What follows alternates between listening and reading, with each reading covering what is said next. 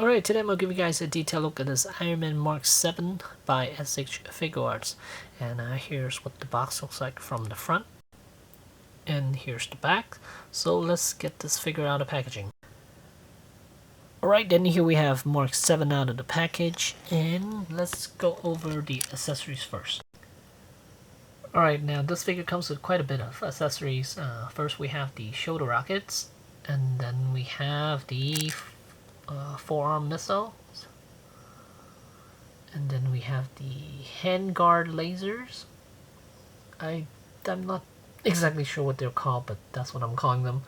And then we have the thigh missiles, the effect pieces, then more effect pieces, and even more effect pieces, and then a bunch of hands. We got the flight hands, the repulsor blast hands, and then a pair of open hands. Well, a pair of open hands and then a pair of repulsor blast hands, I believe. Yep. And let's go back to the figure. So let's get a closer look at the figure itself first. Alright, and here's Mark VII. Looking very, very sharp.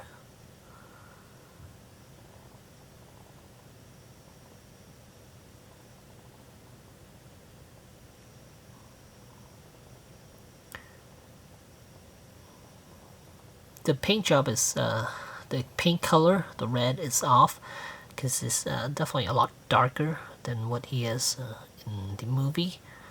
The movie is more brighter red, but this one is more of a darker shade of this one is more burgundy red than anything. And here's the back side, and there are open flaps, which is nice. They're on a hinge, and the shoulder pads are also on a hinge, so they are movable. And there's the rest of the body.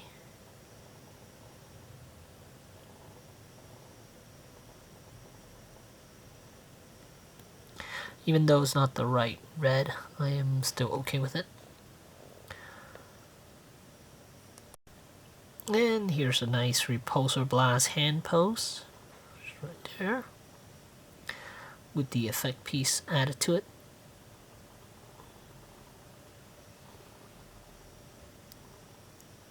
And if you want to rotate his head like this, you would have to move his head frontward a little bit in order to achieve this pose. Because of the shoulder section, you can see they do stick out quite a bit, so you have to basically move the head above that in order to get him to look this way.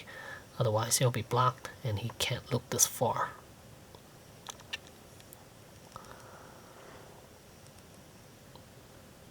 This is a nice pose here, actually. I like it. If I can focus right there. Perfect, look at that.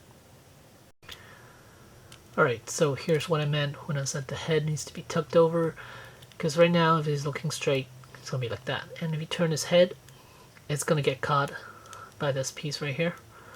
And then in order for him to get past that, you would have to lift the head up a little bit, and then shift his head over. So that way, it's going to look weird from the side, but if you look at it straight on, that looks perfect. He's able to look at it from an angle quite nicely, but from here you can see it's kind of chicken neck a little bit. But yeah, so that's how you do it. So let's go over articulation real quick here. So head is on the ball joint, 2 spots, base of the head and the base of the neck. There are 2 ball joints there, so rotate any which way, but again, these pieces does get in the way a little bit, but as long as you know how to maneuver it, you should be fine. You can look at any which way possible, and you can look down about that much, and up is quite a bit, so he could definitely do flight poses just like that. And then as for the shoulders, it could come in and out a little bit, and it is on a ball joint, and the shoulder pad is on a hinge on the arm itself, so it doesn't impede with the articulation, so you could rotate this arm 360 with no issues. And there's a hinge joint, a ball hinge joint right there, and then there's a bicep rotation right there, and double jointed elbows, so you can bend about that much, and then ball jointed wrists. And as for the torso, let's get these arms out of the way. Let's take this piece off. And chest, there's a ball joint. And it also has another hinge somewhere in here, I think, for him to bend over this much more. And then in the abdominal section, it actually extends out. Well, not, yeah, it extends out. And then you could get him to an even better crunch. Look at how far down he could actually bend. And as far as up, the same way, it's quite high due to this joint right here and how far the top, the chest one could bend. And this piece goes back in, kind of like that. So yeah. So sideways, quite a bit. Again, forward, tremendous amount. And then back, also quite well. Then as for the hips, the legs can be lowered. Let's see, can lower about that much. And it is on a ball joint. And then the thigh section is also on a ball joint, so that's nice. That's the joint which allows him to do the landing pose quite nicely. That ball joint here. That's what makes it so good. And then the knees are double jointed, so bend all the way back. And then there's toes articulation and ankle articulation. It's mostly just front and back. Not even sure you could do. There's no ankle rocking side to side, but you could bend it forward and back a little bit. That's enough for me. And then yeah, so in order to achieve a landing pose, you would go something.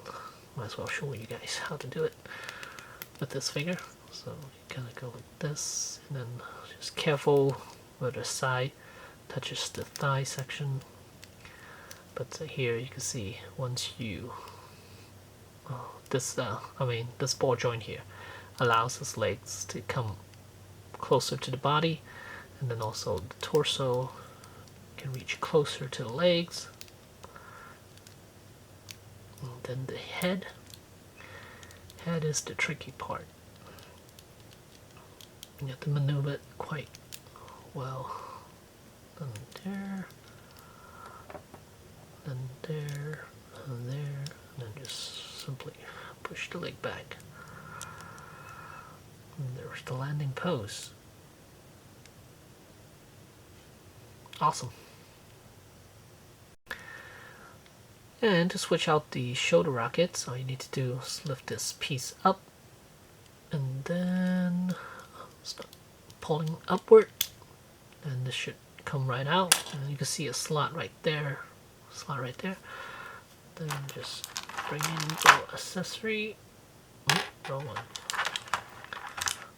This one right here, and then just a matter of sliding this back down here. Do it. And there we go, right there. Shoulder rockets. And the flaps, again, they're just hinge. Yeah. And as for the thigh piece, you just need to pop that off. There's a slot right there. Then there's the new piece. It's the back of it. Pop this thing on. Oy, my hand's getting in the way. So you just need to pop that on. And right there. And as for the forearm rocket, take that piece off, and then there's a little peg right there. Just peg this piece on here. And right there, the forearm rocket.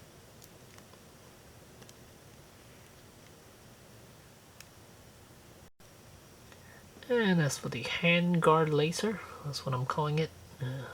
There's the piece, it's quite tiny. There's a little peg on the bottom there.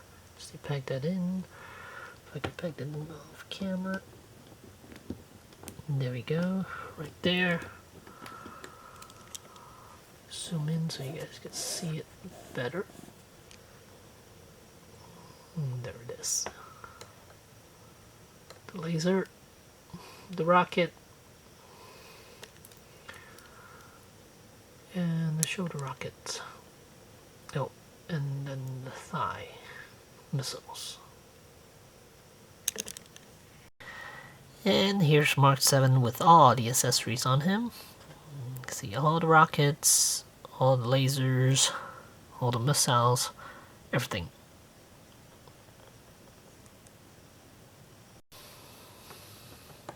Here you can see, quite nice.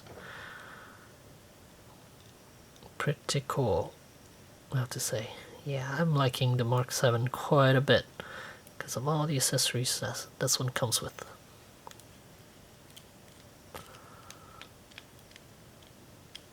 So yeah, awesome figure. And then bottom of his feet, there are 2 holes, one on each side, right there, to attach the effect piece on. And here's a poseability comparison between 3 Iron Man figures. We have the Mark 50 on the left, the Mark 7 in the middle, and Mark 43 on the right. So you guys could judge whether one pose is, one figure is better than the other. As far as the poses, I think out of all 3, the Mark 50 has the most natural looking pose. 7, it's quite up there, and 43, it's not bad at all either. And here's a top view of all 3 Iron Mans. And from the looks of it, let's see, 50 might be the tightest of them all, as far as where the legs are positioned, and then 7 is next, and then 43 is the widest.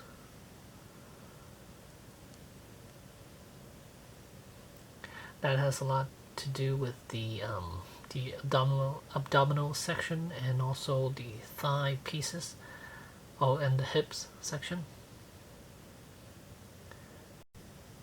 So here's Mark 50. You can see the legs are pretty tight to the hip section.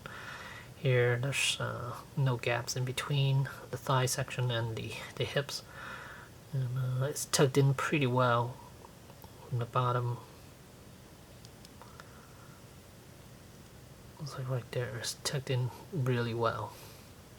And then the abdominal section is curled up quite nicely. So yeah, doesn't leave a whole lot of room, and the leg is tucked in quite well, so it looks the most natural. And here's the Mark 7. You can see the hips and the thigh section. That's as far as it will go in. And that too is quite natural looking. And from the back, you can see how much gap is in between.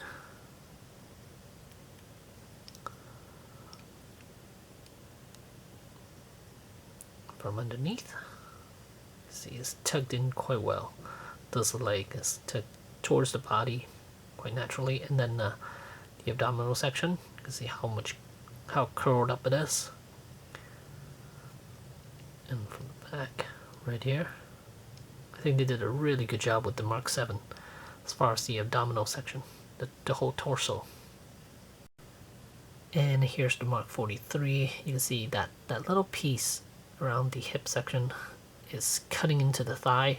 That's why it won't go in any further, because if that piece wasn't cutting into the thigh section, I believe his legs could be tucked towards the body a little bit more. And as for the abdominal section, you can see not a whole lot. Well, there isn't any actually. They should have made another cut in between right here. They have the hips and the chest, but the abdominal section, it would have been nice if they did another cut. There it is from the back, and yeah. And here's a 45-degree shot of all three of them. The side view of all three, the back side, and the other side. And you can clearly see how stretched out each of them are. Again, Mark 50 is the tightest of them all. Then, well, actually from the side here, it looks like 43 is a little tucked in better than the Mark 7.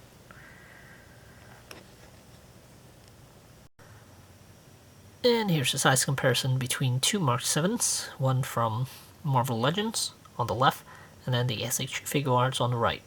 And you clearly see the color difference between the two. I believe the Marvel Legends Mark 7 has a better color scheme. I mean, truer red color than the SH Figuarts. So there's two of them. And the side view of the two of them.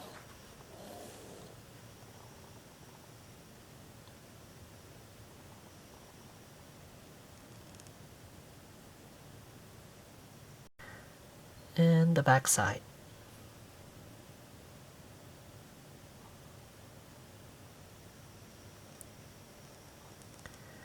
And one costs about 25 and the other one costs about 87. So quite a price jump between the two from Marvel Legends versus SH Figuarts. So overall, highly recommend this Mark 7 figure. It is very impressive. Lots of accessories, and poseability is great. Pretty much with all the SHF figures. So this is definitely one worth getting. And if you're doing the Hall of Armor, then this is a must-have for you as well. So we are down to one figure left, which is the Mark 1, in order to complete the Hall of Armor. And once I have the Mark 1, and then I'll review it, and then I will show all 7 in the Hall of Armor. So yeah, there's the Mark 7 from SH Figuarts. Thanks for watching.